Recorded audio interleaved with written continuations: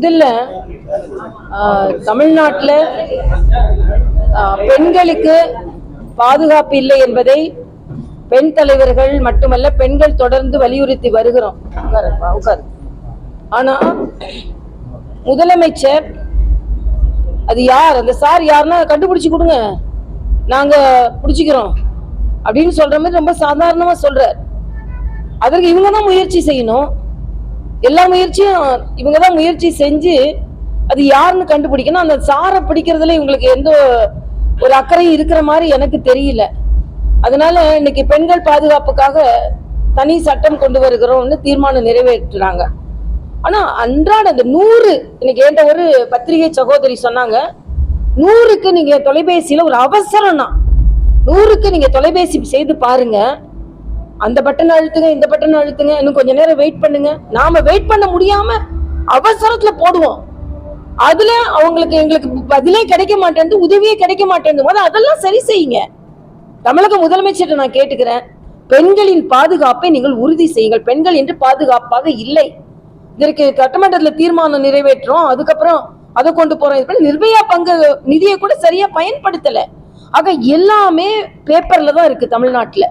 அதனால தமிழக முதலமைச்சரிடம் பெண்களுக்கு பாதுகாப்பு கொடுங்கள் என்று நான் கேட்டுக்கொள்கிறேன்.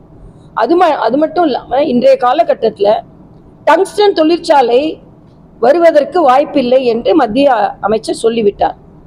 11 மாசம் சும்மா இருந்துட்டு டெண்டருக்கெல்லாம் அனுமதி கொடுத்துட்டு இன்னைக்கு திமுக அரசு அதை எதிர்ப்பதை போல போராடுகிறார்கள்.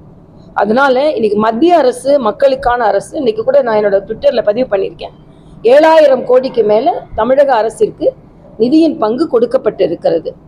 ஆனா தமிழக அரசு இன்னைக்கு பொங்கல் பரிசுங்க ஒரு 1000 ரூபாய் என் தாய்மார்களுக்கு கொடுத்தா உங்களுக்கு என்ன?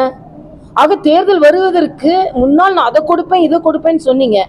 இப்ப 1000 ரூபாய் கொடுத்தா, அதாவது பொங்கலுக்கு சூரியன் உதிக்கும் பொழுது அவர்கள் கொண்டாடுவதற்கு 1000 ரூபாயை கொடுக்காம தேர்தல்ல சூரியன் உதிக்கிறதுக்கு நாங்க தேர்தல் பக்கத்துல கொடுப்போம்னு அண்ணன் துரைமுருகன் சொல்றாரு. நான் ஏற்கனவே சொன்னேன், தேர்தலுக்கு இப்ப கொடுத்தா மறந்துடுவீங்க, அதனால தேர்தல் பக்கத்துல தான் கொடுப்பாங்கன்னு அவரு ஒண்ணு சொல்றாரு.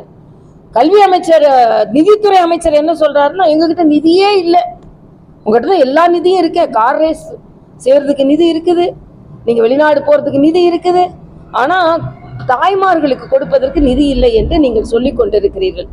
ஆக தமிழக அரசு முற்றிலுமாக தோல்வி அடைந்த அரசு. இன்று மரியாதைக்குரிய மோடி அவர்கள் ஆந்திராவுக்கு போய் எவ்வளவு நல்ல திட்டங்களை, பல லட்சம் கோடி திட்டங்களை அந்த ஆந்திரா மக்களுக்கு கொடுத்திருக்கிறார்கள். அதே மாதிரி டபுள் என்ஜின் கவர்மெண்ட் இங்கே இருந்தா மத்திய அரசோடு சண்டை போடுவது மட்டுமே எனது குறிக்கோள் என்று இல்லாமல் இருந்தால் தமிழகத்திற்கு எவ்வளவு வளர்ச்சி திட்டங்களை கொண்டு வர முடியும்? ஆக அரசியல் செய்து தமிழக மக்களை வஞ்சிக்கிறது திராவிட முன்னேற்ற கழக அரசு என்பதை நான் இங்கே பதிவு செய்கிறேன். கட்சி முடிவு செய்யும், கட்சி முடிவு செய்து மாநில தலைவர் அறிவிப்பார். இல்ல, முரண்பட்ட கருத்து ஏற்கனவே போலீஸ் கமிஷனருக்கும் உயர்கல்வித்துறை அமைச்சருக்கும் முரண்பட்ட கருத்து இருந்தது. இந்த யார் இந்த சார்னு நம்ம கேட்கும் போதுதான் இப்போ அவங்க அந்த சாரை நீங்க கண்டுபிடிச்சு கொடுங்க அப்படின்றாங்க. நாம சொல்லல, அந்த பெண் பாதிக்கப்பட்ட சகோதரி பதிவு செய்திருக்கிறார்.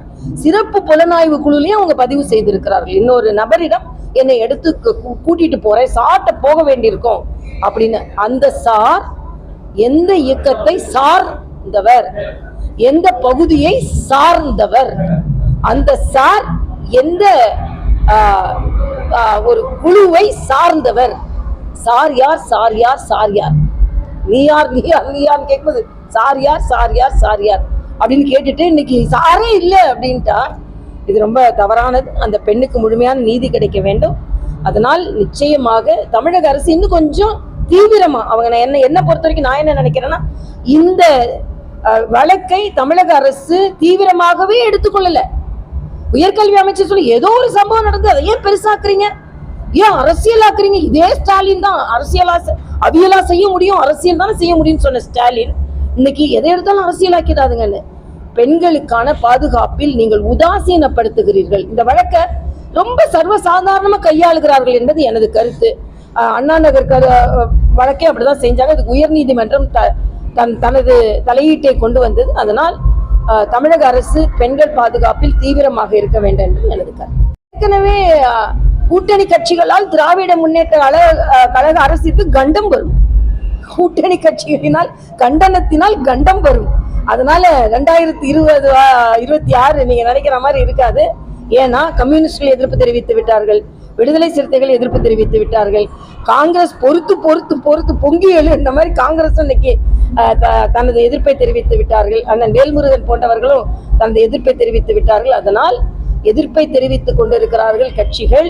நீங்கள் 2026 திராவிட முன்னேற்ற கழக திராவிட மாடலுக்கு அவ்வளவு எளிதான வெற்றியாக இருக்காது என்பது எனது கருத்து. துல்லியமாக தினசரி நடப்பு நிகழ்வுகளையும் கல்வி, விளையாட்டு, அரசியல், வாழ்க்கை முறை, மருத்துவம், தொழில்துறை, சினிமா, பொழுதுபோக்கு போன்ற பல்வேறு நிகழ்ச்சிகளையும் உடனுக்குடன் காண கேப்டன் டிவி மற்றும் கேப்டன் நியூஸ் சமூக வலைத்தள பக்கங்களோடு இணைந்திருங்கள்.